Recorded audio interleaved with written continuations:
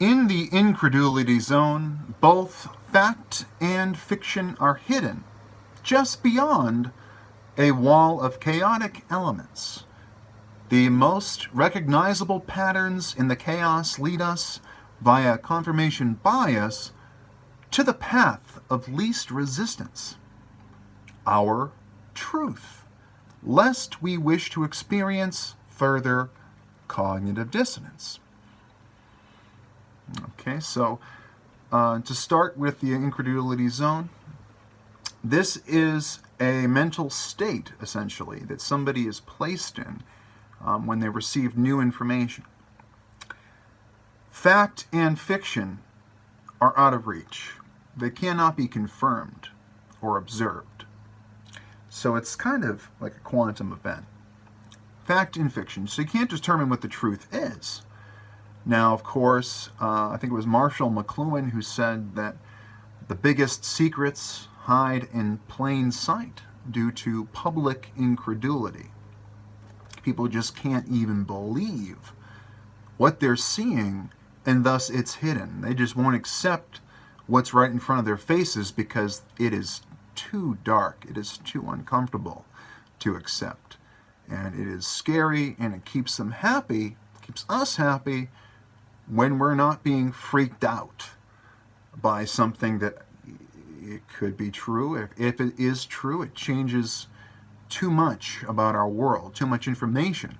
And so cognitive dissonance kicks in and says, well, look, I'll keep you safe. I'll keep you safe from all that scary new information. I'll bounce it right off. And out it goes. And I go back to my confirmation bias of what the truth is. And hey, things are working out. If it ain't broke, don't fix it. And we're back to being slightly ignorant, sort of. Ignorance being bliss. So, hey, maybe ignorance is bliss. If ignorance isn't bliss, leave me a comment below with your ignorance or your bliss. I will gladly discuss this.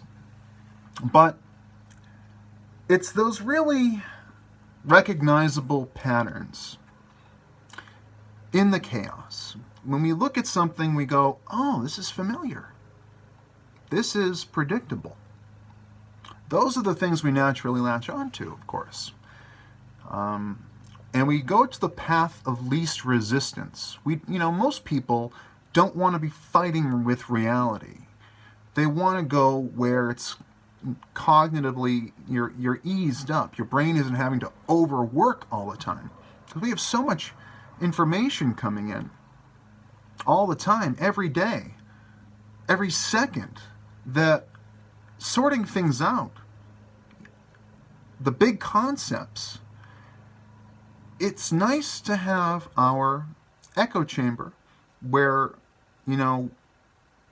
reality agrees with us. You shouldn't live there. I say, talk to both sides, all sides.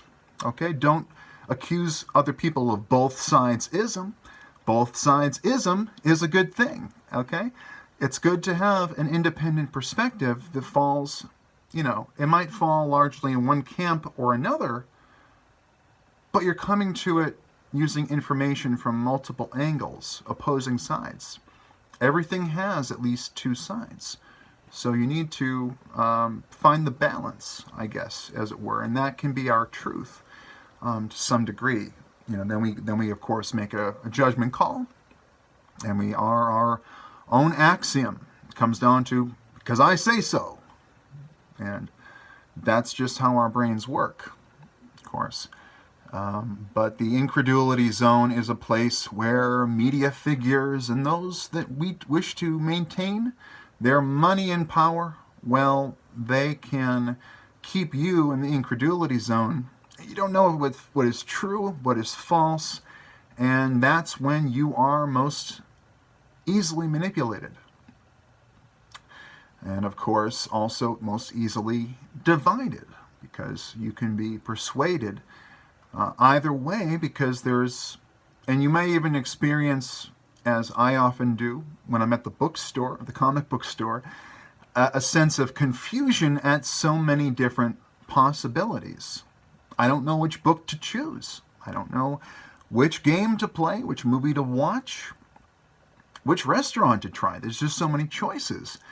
And so when fact and fiction are intermingled and it's unclear, you can become paralyzed, as I am at Newbury Comics at times.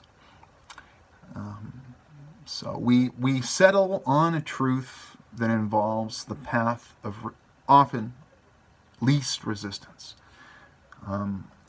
Unless we want to experience cognitive dissonance, which is uncomfortable.